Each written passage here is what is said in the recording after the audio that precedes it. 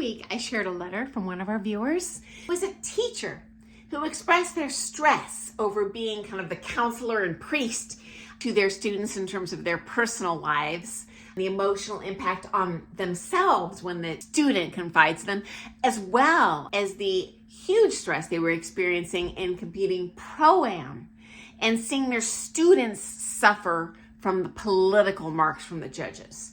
And you know what? It occurred to me when I was reflecting on their question, if I wasn't a ballroom dancer, I would be a counselor or a psychologist or a psychiatrist. And I always wondered as an adult, what would I ever want to do besides being a ballroom dancer? But that's the ticket.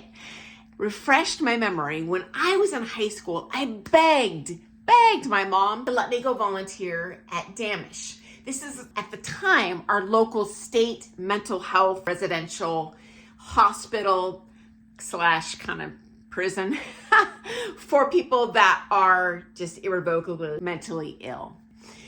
And for reference, my mom is a nurse. She said to me, Sunny, there is no way I'm going to let you do that. Here's why. She worked with many psychologists, many psychiatrists. And she said, you don't realize how heavy of an impact that your patient's happiness is going to have on you. And there are many patients who you can't make the problem better. You can only make it as minimally bad as possible. Some people are not healable, so to speak. And as human beings, she saw these healthcare providers really suffering in terms of their own mental health. So she had that concern for me. And I was like, now, okay, Mom, you're crazy. But when I read the story from this teacher, I was like, oh my gosh, that's totally me. I couldn't handle it. I love when I get the opportunity to help my students to hear whatever their personal problem is, to feel like they trust me. That is a great feeling. And you know what? 99% of the time, they're not mentally ill, and I actually can help them, and I'm a heck of a lot cheaper than a psychiatrist. And you know what? My personal preference is always for dancing because there are empirically proven ways this improves people's mental health that are totally outside of medicine. So you know what? In terms of my career, I totally lucked out and jumped down the right bunny hole. And for the record, it doesn't stress me out if someone comes to me with their personal issues. I can always set aside a little time in their lesson for that. I get paid regardless, and sometimes it's a good mental health break from the dancing. They take just a 2-minute break, and then they jump back into that over-rotated twist turn that's really hard. It's, okay, mental reboot. It actually helps them learn faster, and usually they leave that lesson feeling a heck of a lot better.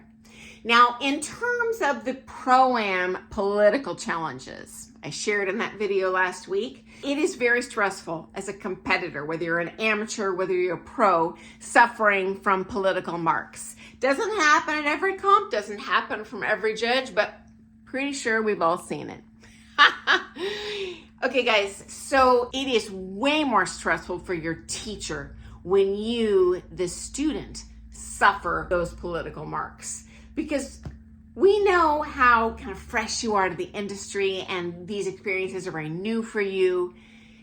And they're paying so much to be there. Oh my goodness gracious. So yeah, however upset you are as a student, I'm not a betting man, but pretty sure it stresses your pro out way more. Because we want for you to be judged fairly and for you to leave that comp and have a joyful experience.